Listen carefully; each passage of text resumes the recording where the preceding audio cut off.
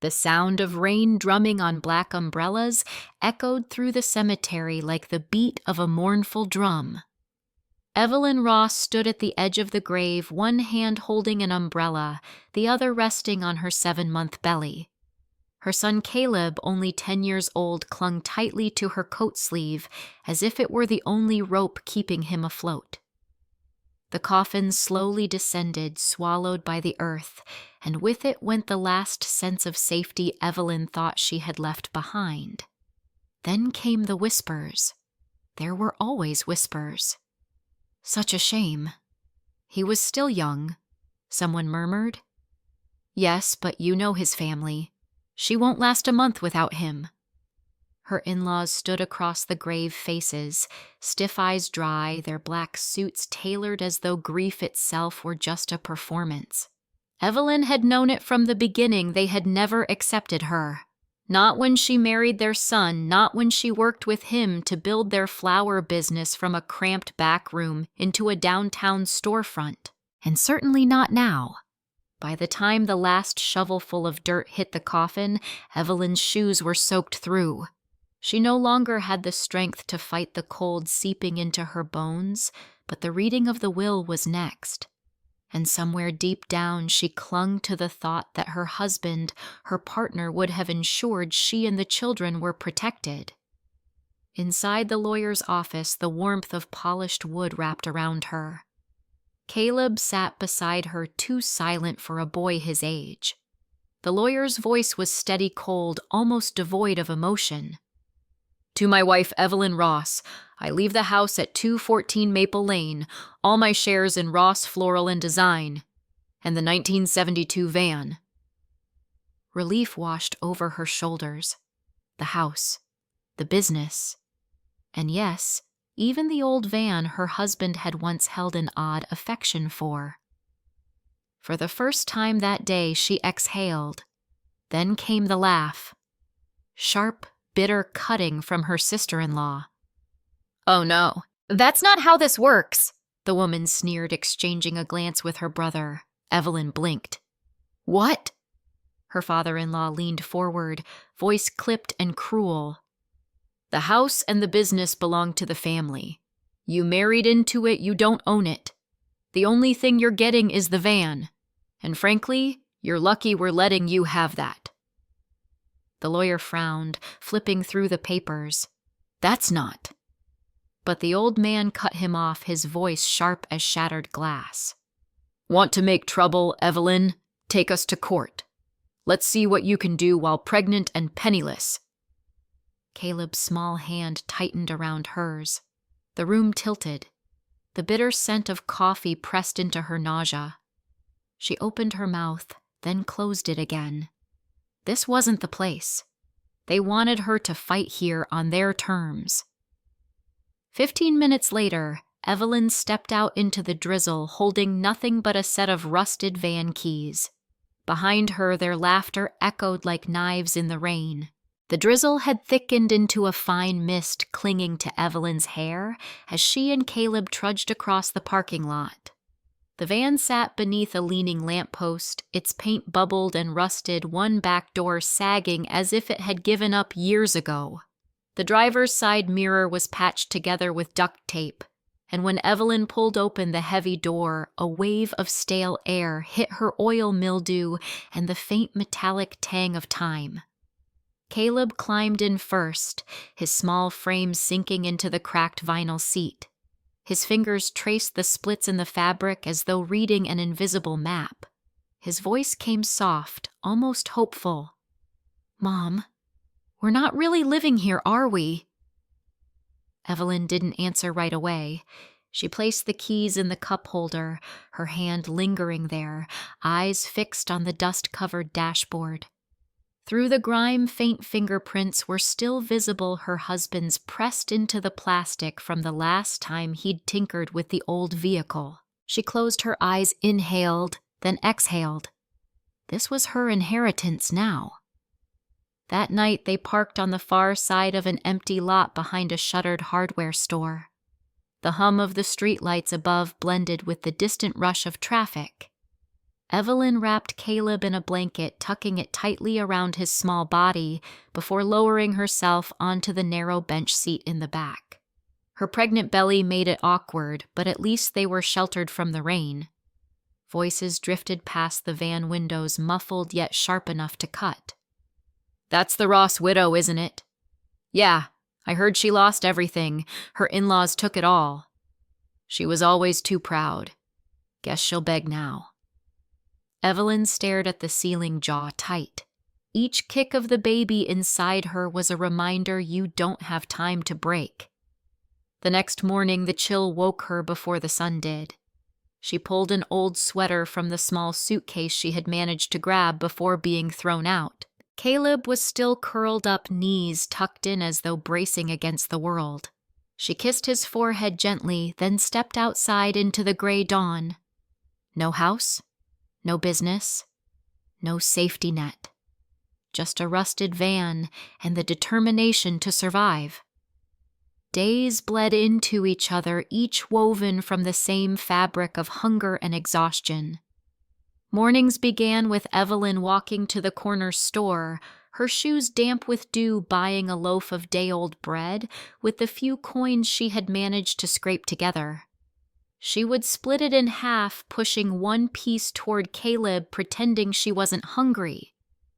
But the gnawing ache in her stomach never lied. The van became their fragile island. Caleb drew stick figures on the condensation of the windows, little families holding hands, smiling as though he were sketching a world better than the one outside. Evelyn kept herself busy wiping down surfaces, shifting boxes, smoothing cracked seats. She tried to make the space feel less like a tomb and more like a home, though the mildew smell never faded. The whispers followed them everywhere. At the market, neighbors exchanged glances when she passed. "Isn't that Ross's widow? I heard she's living in a van now." "Poor boy. Look at him." Some faces showed pity, others disdain, as if her misfortune were contagious. One evening, as Evelyn tucked Caleb beneath a blanket, shadows slipped past the van again. Voices hushed but sharp, seeped through the thin metal walls. "She's lost everything. Her in-laws took it all. Guess her pride won't feed her now." Evelyn clenched her jaw, eyes fixed on the van's ceiling. Every word was a blade, but she refused to bleed in front of her son. She stroked his hair, whispering, "Sleep, Caleb. We'll be all right." But in the silence, her chest tightened with a storm of fear. She searched tirelessly for work, pinning flyers to bulletin boards, asking for cleaning jobs, flower arranging, anything. Most doors closed before she could finish speaking. To many, she was just a desperate woman with a swollen belly and a child at her side, an inconvenience, a burden. Each rejection pushed her lower, but her spirit never cracked fully. Her husband's words echoed in her memory. "This van. It's our safety net." She had once dismissed it as nostalgia. Now, as she lay awake listening to the rain drum the roof, she wondered if some truth was hidden beneath its rusted shell. She had no house, no shop, no family to lean on, only the van. Yet deep inside, a spark of resolve whispered, "If this is all they've left me, I'll make it enough." It happened on a gray, ordinary morning. The sky bruised the air, heavy with damp. Evelyn was scrubbing the back door of the van, determined to scrape away a patch of stubborn rust. Her hands were raw from days of cleaning, but she refused to let the van decay further. If this was their shelter, at least it would be clean. Her sponge snagged on a jagged edge. A thin layer of rust peeled away like brittle paper. Evelyn frowned and leaned closer. Beneath it, something faintly glimmered, a warm tone, not the dull steel she expected. She rubbed it with her thumb. Smooth, dense, almost glowing in the pale morning light. Her heart skipped. She pressed harder, prying more away. Another flake fell, widening the exposed sliver. And there it was, unmistakable now, a golden sheen, deep and solid, unlike any paint she had ever seen. Evelyn froze. For one long breath, the world went silent except for the pounding of her pulse. She stepped back, chest tight, staring at the panel that suddenly felt heavier than an entire house. Her husband's voice echoed in her mind. "This van is our safety net." Back then, she had laughed, teasing him for clinging to a relic. But now she understood. She didn't scream. She didn't laugh. She didn't even smile. Instead, she crouched, gathered the rust flakes from the ground, and wiped the panel clean with deliberate calm, whispering only to herself, "Not yet," because this wasn't just a discovery, it was a secret, and secrets were safest when kept hidden. That night, as Caleb slept curled under a blanket, Evelyn traced the van's panels with her fingertips, feeling the weight of what lay inside. Gold. Perhaps enough to change everything. But she knew better than to move rashly. To the outside world, the van must remain worthless, a forgotten relic of humiliation. Only she would know the truth. And so, Evelyn carried the secret in her heart. Each kick of her unborn child reminded her patience, timing, quiet strength. The van that had once been her prison had just become her lifeline. Evelyn didn't rush. She treated the discovery like a fragile ember. One careless move could extinguish it. Days passed with her acting as if nothing had changed. To her neighbors, she was still the widow living in a rusted van. But when the nights grew long and quiet, she would run her hands over the panels, feeling the secret weight of what her husband had left behind. The first time she pried loose a thin strip of gold, her fingers trembled. She wrapped it in an old handkerchief, slipped it into her coat pocket, and walked across town to a discreet jeweler. The man raised an eyebrow but asked no questions. When he laid the cash on the counter, Evelyn almost couldn't breathe. It was more than she had earned in months. With that money, she bought Caleb clothes that fit prenatal vitamins her doctor had once urged, and enough food to fill their bellies without rationing. For the first time since the funeral, she felt a quiet strength rising in her chest.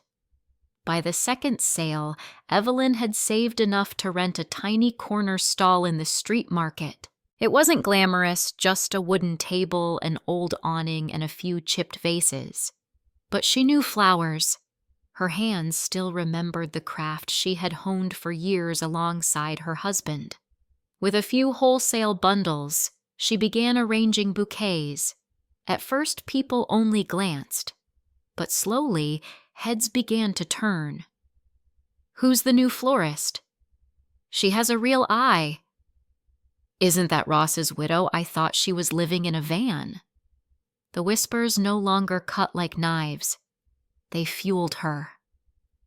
Evelyn worked from sunrise to dusk, every coin reinvested into fresher flowers, better tools, brighter displays. Caleb helped his small hands holding stems steady, his smile slowly returning. And all the while the van remained parked beneath the leaning lamp-post, looking as worthless as ever. To everyone else it was just rust. But to Evelyn, it was the vault of her rebirth, the silent partner in her fight back to life. Part 6. The Rise Against the Collapse. Weeks passed, then months, and the corner stall that had once seemed fragile and temporary suddenly bloomed with life. Evelyn painted the stall in soft hues, draped it in fresh greenery, and arranged the flowers with such grace that passers-by stopped in their tracks. She named it Isa and Rose, a tribute to Caleb and the daughter still growing inside her. The name itself carried hope roots planted in love rather than loss. Customers began to return, not just for the flowers, but for the way Evelyn remembered their names' anniversaries and the little details of their lives. She slipped sprigs of baby's breath into bouquets, whispering for luck, and word spread. Soon her stall was no longer just a vendor's table. It became a place people came to feel seen. Meanwhile, across town, her in-laws were suffocating under their own greed. The business they had stolen from her husband, the empire they thought they could run, began rotting from the inside out. Orders went unfilled, bills piled high, and whispers of debt spread through the city like smoke from a slow-burning fire. Did you hear Ross Floral can't pay their suppliers? Figures. They never worked a day in their lives. Evelyn often overheard the gossip while tying ribbons around bouquets. She never joined in. She simply smiled faintly, letting the scent of lilies and roses fill the silence. Deep inside, however, there was a calm satisfaction the empire they had seized through cruelty was collapsing under the weight of their arrogance. By the time Evelyn's daughter was born, Isa and Rose had grown beyond their market stall. A sunlit corner shop with a green awning and hand-painted gold lettering became their new home. Inside, the air was thick with the fragrance of eucalyptus and peonies. Caleb's laughter filled the shop as he helped his mother while his baby sister slept in a basket nearby. The van still sat in its old place, rusted and ordinary. People passed without a glance, never realizing that behind its battered shell lay the fortune that had lifted Evelyn to quiet triumph. Two worlds had reversed. Hers rising from ruin into strength, theirs collapsing from greed into ash. Fate, it seemed, had a sharp sense of irony. The bell above the shop door chimed its soft ring, cutting through the warm buzz of Evelyn's flower shop. She looked up from the bouquet she was wrapping, a cascade of white lilies for a young bride, and froze. Her father-in-law stood in the doorway, thinner than she remembered his once pristine suit, now frayed at the elbows. Behind him trailed her sister-in-law, no longer carrying herself with the effortless superiority she had once wielded like a blade. Their eyes swept the shop, taking in the elegant displays, the golden lettering of Isa and Rose painted across the window, the steady flow of customers outside. Evelyn. The old man began, his voice softer than she had ever heard. We've fallen on hard times. The house is gone. The business, too. We need a place to stay. Just until things get better. Evelyn didn't flinch. Her hands kept moving, tucking eucalyptus leaves between the lilies, the fragrance rising like a shield around her. She tied the ribbons slowly, carefully, as though the bouquet mattered more than the ghosts now standing in her shop. Finally, she spoke, her tone calm.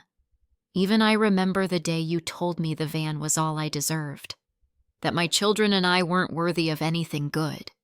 Her sister-in-law's face tightened, eyes flicking to the gold-lettered sign above the register, then to the gold-plated pen Evelyn used to write receipts. Realization flickered there, the bitter taste of regret, sharp and undeniable. Evelyn glanced at them, not with anger, but with the same measured calm she used when deciding which flowers to trim and which to let bloom. I'm afraid I don't have room, she said softly yet firmly. Some things are too small to carry the weight of those who once tried to break them. Silence stretched heavy. The bride waiting for her bouquet shifted uneasily. The old man swallowed, but no words came. They left without another protest, the bell above the door chiming like punctuation to a chapter closed forever. Evelyn exhaled slowly, tasting not revenge, but freedom. The empire they had stolen was gone, and the woman they once discarded had no need for their return. Evening light poured through the wide shop windows, bathing every petal and leaf in warm gold. Evelyn sat at the counter, her newborn daughter sleeping peacefully in a woven basket beside her, while Caleb sketched in his notebook across the way. The air smelled of lilies, eucalyptus, and something deeper of life rebuilt, of dignity restored.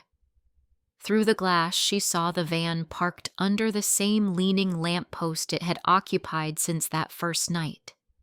Rusted, quiet, humble. To anyone else, it was worthless scrap, but to Evelyn, it was the vessel that had carried her through despair into hope. The gold inside had given her a second chance, but she knew it wasn't the metal alone that had built this life. It was the choice to keep moving when quitting would have been easier. To turn humiliation into resolve. To let bitterness bloom into something gentler, stronger. Sometimes she imagined her husband standing in the doorway, arms folded, that quiet pride in his eyes.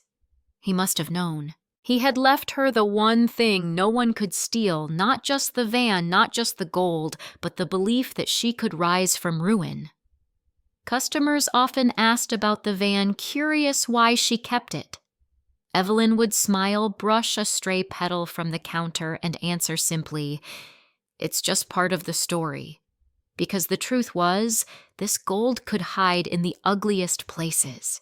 And sometimes the people who laugh at your worth are the very ones who hand you the key to freedom. She looked around the shop at the shelves overflowing with color, at her children safe and thriving, at the small world she had rebuilt with her own hands. She didn't need a mansion, the stolen businesses, or even the family name. She had roots now deep, steady, and hers alone.